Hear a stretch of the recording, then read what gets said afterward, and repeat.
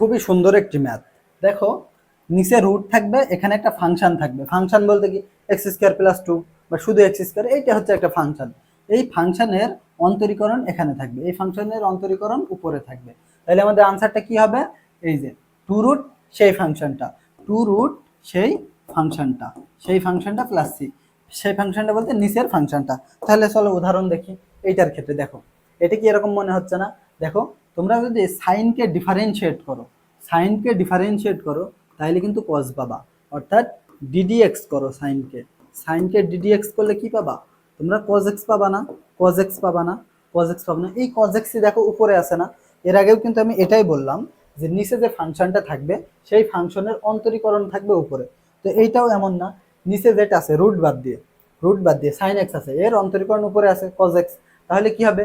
Two root, two root সেই ফাংশনটা, এখানে সেই ফাংশনটা কোনটা কোনটা? এই যে সাইন এক্স, এই যে sine x plus c, plus c. তাহলে এখানে আনসার কোনটা বলো?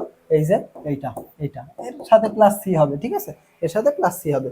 তাহলে বলো তো এইটা কি হবে? এটা থেকে একটু অন্যরকম মনে হচ্ছে, এটা কিন্তু আমি একবার কিন্তু করিয়ে এসেছি তোমাদের। এটা দেখো, একটু যদি ভেঙে লিখি, একটু যদি ভেঙে লিখি, এই one by cos square, one by cos square সমান আমরা কি লিখতে পারি? সেক স্কোয়ার লিখতে পারি না? সেক স্কোয়ার লিখতে পারি, এটা আমরা উপরে নিয়ে যাই, sec square x divided by এই যে tan x, ten x minus one. এখন বলো তো তুমি, এইটা যদি তুমি অন্তরীকরণ করো, এই যে নিচেরটা ten x minus one, ten x, ten x minus one, ওয়ানরে তো অন্তরীকরণ করলে জিরো আসবে, তাই না? টেন এক্স এর অন্তরীকরণ করলে কি আসবে? সেক স্কোয়ার এক্স আসবে কিন্তু। তাইলে বলো তো, এই নিচের এইটার অন্তরীকরণ করলে যদি আমাদের এই উপরেরটা আসে, তাইলে টু রুট এইটা, টু রুট এইটা, তাই না? তাহলে টু রুট এই যে tan x, ten x minus one plus c, tan x minus one plus c. তাইলে এই যে আনসার হচ্ছে এটা। নিচেরটা যদি অন্তরীকরণ করে উপরেরটা আসে, তাইলে আনসার হবে টু রুট নিচেরটা, টু রুট নিচেরটা। এবং এই ক্ষেত্রে আমাদের খেয়াল রাখতে হবে, কজ স্কোয়ার থাকলে ওইটা সেক স্কোয়ারে করে নিতে হবে। আচ্ছা, এরপরে দেখো এইটা, এইটা কি এরকম মনে হচ্ছে? অবশ্যই, কিন্তু একটু মডিফাই করা লাগবে। কেমন? যেমন তোমার নিচেরটা তুমি অন্তরীকরণ করো, ডিডিএক্স, ডিডিএক্স কি করবা? ডিডিএক্স করবা one minus two x to the power four. তাইলে কত আসবে? ওয়ান রে করলে জিরো আসবে, এবং মাইনাস এইট এক্স কিউব আসবে, তাই না? পাওয়ারটা নিচে সহগ আকারে গুণ হয়, তাহলে চার দুগুণে আট, এবং এক পাওয়ার কমে যায়, ঘাত এক কমে যায়, তাহলে এরকম আসে।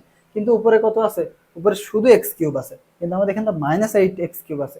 কোনো প্রবলেম নেই, আমরা এভাবে বানিয়ে নেব। দেখো, এখান থেকে আমরা x cube divided by one minus two x to the power four, এইটা আছে, তাই না? এইটা আছে। এখন দেখো, এক্সটা করে আমরা এই যে মাইনাস এইট এক্স, মাইনাস এইটটা গুণ করে দেবো, তাইলে এইটার অন্তরীকরণ উপরে চলে আসছে, তাই না? যেহেতু এইটার অন্তরীকরণ মাইনাস এইট এক্স কিউব, তাইলে এইটার অন্তরীকরণ উপরে, তাইলে কিন্তু আমাদের আগের সূত্র কিন্তু পড়ে যাচ্ছে।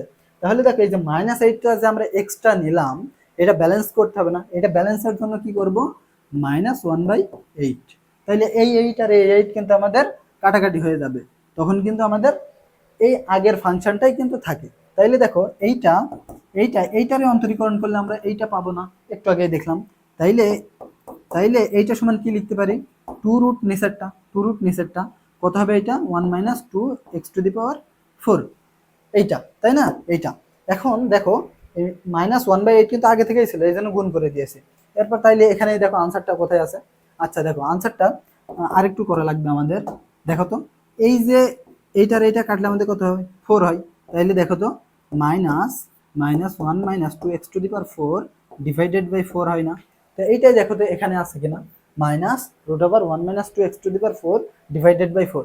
তাহলে দেখো তো, তোমার যখন নিচে রুট আকারে থাকবে, নিচে রুট আকারে থাকবে, তখন তোমার কিন্তু এই সূত্রের ভিতর পড়ে যাওয়ার সম্ভাবনা খুবই প্রবল, খুবই প্রবল। দেখো, এখানে কিন্তু নিচে রুট আছে, নিচে রুট আছে, নিচে রুট আছে, নিচে রুট আছে। তাইলে নিচে রুট থাকলে তুমি প্রথমেই দেখবা যে ফাংশনটা আছে সেই ফাংশনের অন্তরীকরণ উপরে আছে কিনা, বা এরকমও যদি থাকে, এরকমও যদি থাকে যে এক্স কিউব আছে কিন্তু আমাদের মাইনাস এইট এক্স কিউব, তাহলে কি করবা? এভাবে ব্যালেন্স করে নিতে হবে। তো আশা করি এই শর্টকাটটা তোমাদের অনেক কাজে দিবে।